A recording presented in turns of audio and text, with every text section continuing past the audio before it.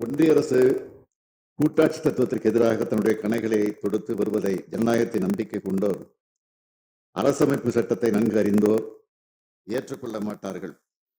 இந்த அவையும் எல்முனையளவும் ஏற்றுக்கொள்ளாது. எனவே வகுத்திருத்த சட்டமுன்னுடைய ஒன்றிய அரசு திரும்பப் பெற வலியுறுத்தி நான் கூறும் வரிகளை மாண்புமிகு உறுப்பினர்கள் திரும்ப கூறுவதற்கு தங்களுடைய அனுமதியை கோருகிறேன். அனுமதிக்கப்படுகிறது. திரும்ப பெறு, திரும்ப பெறு, திரும்ப பெறு, திரும்ப பெறு. வகுத்திருத்த சட்ட முன்வடிவை, வகுத்திருத்த சட்ட முன்வடிவை திரும்ப பெறு, திரும்ப பெறு, திரும்ப பெறு, திரும்ப பெறு. வகுத்திருத்த சட்ட முன்வடிவை திரும்ப பெறு, திரும்ப பெறு. நன்றி, வணக்கம்.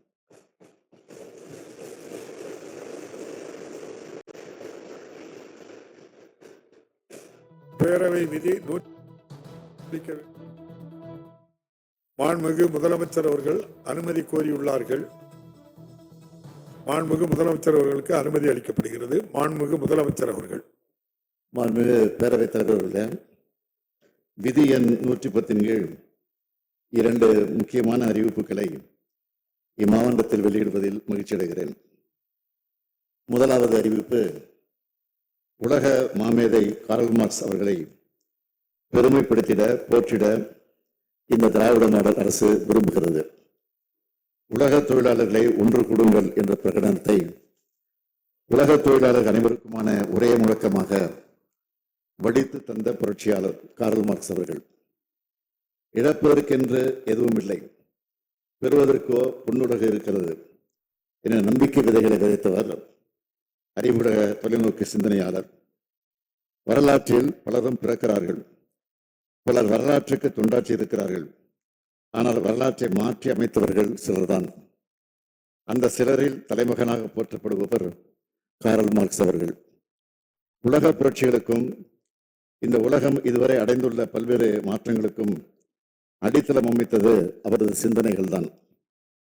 அப்படிப்பட்ட எல்லாருக்கும் எல்லாம் என்ற சிந்தனையோடு தான் அவரது நினைவு நாளான கடந்த மார்ச் 14ஆம் நாள் நம்முடைய நிதிநிலை அறிக்கையை இந்த பேரவையில் தாக்கல் செய்தோம். இந்தியாவை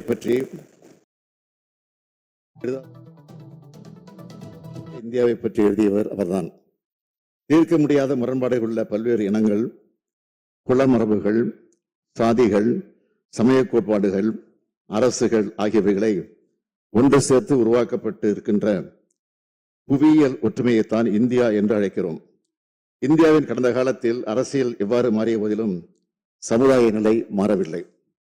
எது எப்படி இருந்தாலும் சரி, அந்த மகத்தான கவர்ச்சிகரமான தேசம் ஒரு காலத்தில் மறுமலர்ச்சி அடைவார்கள் என்று உறுதியாக எதிர்பார்க்கலாம் என்று எழுதியவர் கார்ல் மார்க்ஸ் அவர்கள்.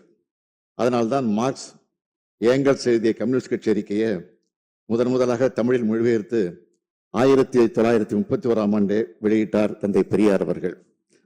அத்தகைய மாமேதை மார்க்ஸ் அவரது உருவச்சிலை தமிழ்நாட்டின் தலைநகரான சென்னை மாநகரில் அமைக்கப்படும் என்ற மகிழ்ச்சியான அறிவிப்பை இம்மாவட்டத்தில் அறிவிப்பதில் பெருமகிழ்ச்சி அடைகிறேன்.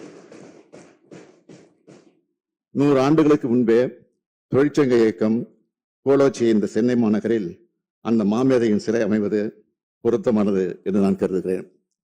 மாண்புமிகு பேரவைத் தலைவர் அவர்களே, அடுத்து 2வது அறிவிப்பு, அகில இந்திய ஃபார்வர்ட் பிளாக் தலைவரும் உறங்கா புலி என்று போற்றப்பட்டவருமான PK மூக்கையாதேவர் அவர்களுக்கு நாளை 103வது பிறந்த நாள். மதுரை மாவட்டம் உசிலம்பட்டியில் 1923ஆம் ஆண்டு ஏப்ரல் மாதம் 4ஆம் நாள் அவருடைய பிறந்த நாள். இளம் வயதில் பசுமன் முத்துராமலிங்கத்தேவருடைய நம்பிக்கையை பெற்று ஃபார்வர்ட் பிளாக் கட்சியில் இணைந்தார். சுதந்திர இந்தியாவின் முதலில் 1952ஆம் ஆண்டு பெரியகுளம் தொகுதியில் போட்டியிட்டு வென்றார். அதன் பிறகு 1957, 1962, 1967, 1971, 1977 ஆகிய தேர்தலில் தொடர்ந்து உசிலம்பட்டி தொகுதியில் வெற்றி வாகை சூடியவர் மூக்கையாதேவர் அவர்கள். 1971ஆம் ஆண்டு ராமநாதபுரம் நாடாளுமன்ற தொகுதியில் போட்டியிட்டு வென்றவர். ஒரே தொகுதியை தொடர்ச்சியாக வென்று மக்கள் நாயகனாக வளர்ந்தவர் அவர். 1967ஆம் ஆண்டு ஆட்சி மாற்றம் நடைபெற்ற போது பேரறிஞர் பிறந்த அண்ணாவுக்கு தோள் கொடுத்தவர் மூக்கையா தேவர் அவர்கள். அப்போது இந்த பேரவையில் தற்காலிக பேரவைத் தலைவராக இருந்தவர் அவர்தான்.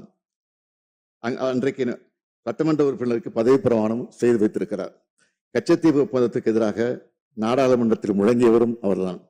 தேவர் சமுதாய மக்களுக்காக கல்வி நிறுவனங்கள் உருவாக்க வேண்டும் என்று முதலமைச்சர் அண்ணா அவர்களிடத்திலே கோரிக்கை வைத்தவரும் அவர்தான். அதனால்தான் கமுதி, உசிலம்பட்டி, மேலநீதிநல்லூர் ஆகிய இடங்களில் கல்லூரிகள் கழக ஆட்சியில் அமைக்கப்பட்டது. நியாயத்துக்கு ஒரு மூக்கையா என்று பேரறிஞர் அண்ணா அவர்களால் போற்றப்பட்ட மூக்கையா தேவர் அவர்கள் சிறப்பிக்கும் வகையில் உசிலம்பட்டியில் மணிமண்டபம் அமைக்கப்படும் என்று அறிவிப்பதில் மகிழ்ச்சி அடைகிறேன். நன்றி.